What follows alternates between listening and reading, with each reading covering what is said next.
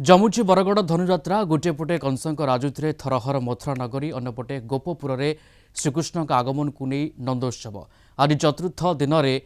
कंस प्रेरित पूतना और षंढासुर वध सहित श्रीकृष्ण बाल्यलीला दृश्य अभिनीत हो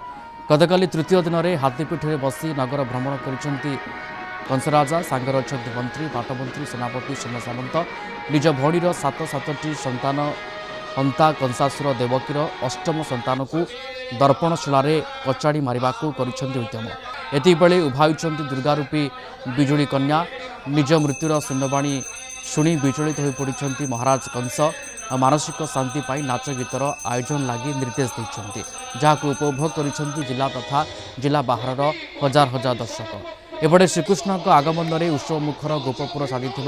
अंबापाली बड़े बड़े कौशले देवकी कोलरू नहीं आसिली देवकीर अष्टम गर्भ संतान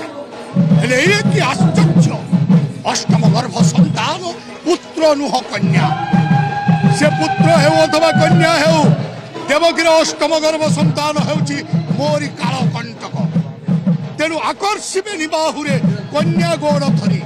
दर्पणशिलार प्रहार करते हठात उड़ीगला गगन मंडले